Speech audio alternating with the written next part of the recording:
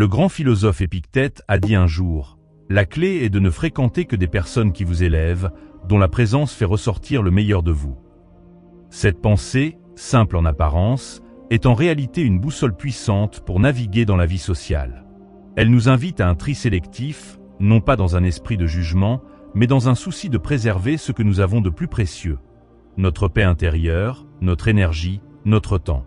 Tu as probablement déjà entendu cette phrase. Tu es la moyenne des 5 personnes que tu fréquentes le plus. C'est une vérité profonde.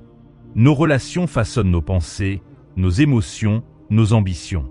Elles nous inspirent ou nous freinent, nous soutiennent ou nous tirent vers le bas. Aujourd'hui, nous allons explorer cette idée à travers le prisme de la sagesse philosophique. Plus précisément, nous examinerons les 7 types de personnes qui peuvent compromettre ton épanouissement personnel et comment y faire face avec intelligence et discernement. Avant de commencer, je t'invite à garder l'esprit ouvert, car ce voyage intérieur exige parfois de la lucidité, parfois du courage et souvent de la bienveillance, envers soi-même et envers les autres. 1. Le râleur, l'érosion silencieuse de ton énergie. On connaît tous quelqu'un, que ce soit un ami, un collègue ou un membre de la famille, qui trouve toujours quelque chose à critiquer. Le temps, la circulation, leur travail, le service au restaurant, tout devient prétexte à la plainte. Sur le moment, on peut penser « je peux les ignorer ». Mais en vérité, être exposé continuellement à ce type de négativité agit comme une fuite d'eau lente mais constante, vidant ton réservoir émotionnel. Imagine que tu travailles avec un râleur sur un projet. Chaque réunion devient une chorale de doléances. L'énergie du groupe baisse. Tu te sens de plus en plus vidé, moins motivé. Il ne s'agit pas seulement de se plaindre. Il s'agit de diffuser une vibration qui infecte l'atmosphère entière. Que dit la sagesse dans ce cas? D'abord, si tu le peux, réduis le temps passé avec cette personne. Si ce n'est pas possible, par exemple s'il s'agit d'un collègue ou d'un proche, adopte un détachement émotionnel. Imagine leur plainte comme un orage, bruyant, dérangeant, mais temporaire. Ne leur donne pas le pouvoir de pénétrer ton calme intérieur. Tu peux aussi réorienter doucement la conversation. Que pourrais-tu faire pour améliorer ça? Ou as-tu déjà envisagé une solution? Cela les invite à quitter le terrain de la plainte pour celui de l'action. Comme le rappelait Marc Aurèle, tu contrôles ton esprit, pas ce qui se passe autour de toi. Cette philosophie nous rappelle l'importance de préserver notre équilibre mental, même au milieu des tempêtes humaines. 2. L'aimant à drame. L'art de créer des tempêtes dans ton ciel calme. Naviguer sur une mer tranquille est un plaisir.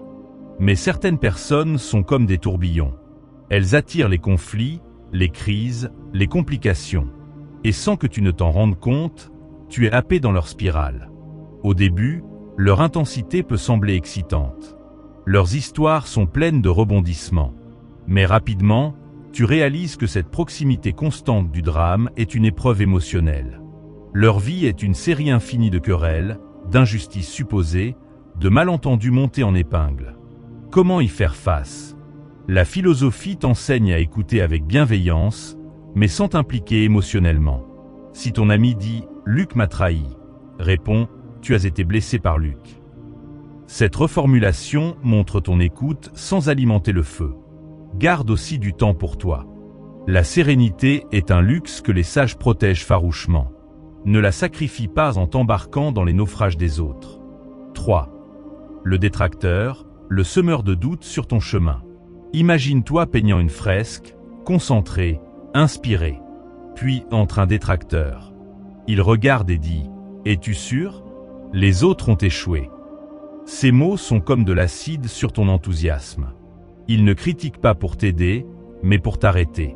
Prenons un autre exemple. Tu veux changer de carrière. Tu as réfléchi, tu es prêt. Mais quand tu en parles au détracteur, il liste tous les risques, les obstacles, les échecs potentiels. Ton élan faiblit. La sagesse nous enseigne de ne pas rejeter automatiquement la critique. Mais il faut distinguer ce qui est clair de ce qui est teint. Si le détracteur est un proche, pose-lui des questions. Quelles étapes me conseillerais-tu pour réussir ce changement? Tu détournes la critique vers la construction. Et souviens-toi de cette maxime d'Épictète, nous avons 2 oreilles et une bouche pour écouter 2 fois plus que nous parlons. Mais écouter ne signifie pas adopter tout ce qu'on entend. Tu es le gardien de ta vision. 4. La victime, le maître du blâme extérieur. Imagine la vie comme un échiquier. Chacun a les mêmes pièces, les mêmes règles. Certains avancent, font des sacrifices, prennent des risques. D'autres, comme la victime, blâment le plateau, les pièces, l'adversaire, le ciel et la terre. Ils disent « Je ne peux pas réussir parce que mon patron ne m'aime pas » ou « Je ne peux pas être heureux à cause de mon passé ». Tout est la faute de l'extérieur, jamais de leur propre choix. Il est crucial ici de faire la différence entre quelqu'un qui traverse réellement des difficultés et quelqu'un qui les utilise comme excuse permanente. En écoutant trop souvent cette victimisation, tu risques de glisser toi-même dans ce schéma. La philosophie te conseille ici la compassion détachée. Sois présent, mais ne sois pas leur sauveur. Tu n'es pas obligé de résoudre leurs problèmes. Tu peux écouter sans porter. Et surtout, résiste à l'envie de te laisser aspirer dans leur logique. Dans cette partie d'échecs, rappelle-toi, rester bloqué est souvent un choix. Avance tes pièces. Même lentement. Même douloureusement. Mais avance. 5. Le positiviste toxique, celui qui nie ta douleur avec un sourire. Tu connais cette personne. Toujours enjouée, toujours pleine de bonnes ondes. Ça peut sembler inspirant. Mais un jour, tu vis une rupture, une perte, un doute. Et cette personne te dit « Allez, souris, sois positif ». Tu te sens incompris. Ta douleur est balayée d'un revers de paillettes. C'est là que la positivité devient toxique. Elle nie les émotions humaines légitimes. Elle rejette l'ombre, pourtant essentielle à l'équilibre.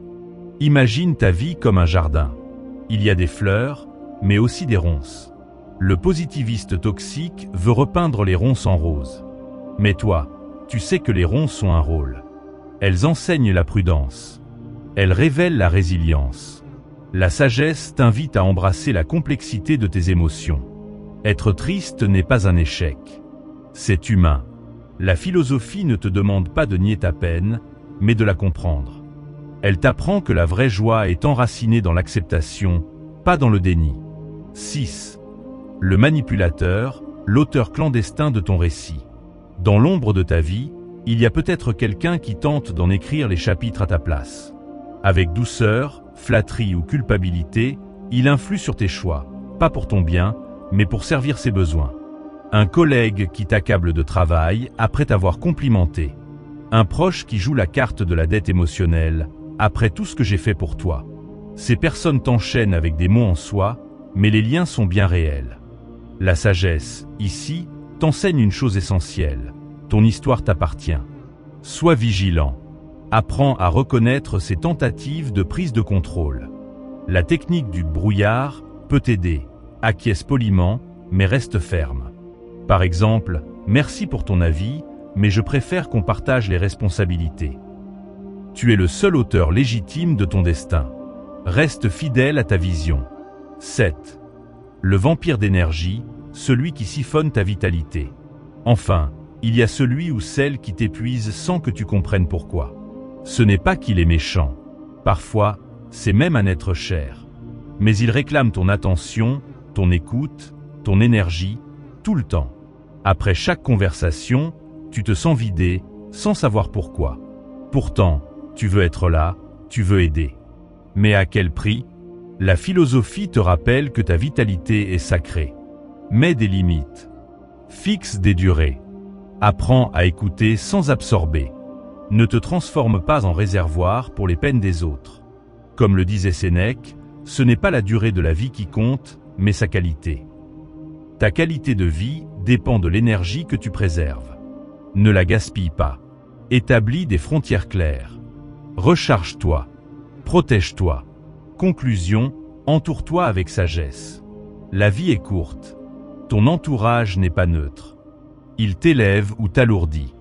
Il t'éclaire ou t'éteint. En appliquant les principes de la sagesse, tu peux cultiver un cercle qui favorise ta croissance. Sois lucide. Sois bienveillant. Et surtout, sois fidèle à ton essence. Car tu mérites une vie entourée de ceux qui te voient grand, te parlent vrai et te veulent libre. Si ce message t'a parlé, partage-le autour de toi. Beaucoup ont besoin de cette lumière. Et n'oublie jamais, la qualité de ta vie dépend de la qualité de tes relations.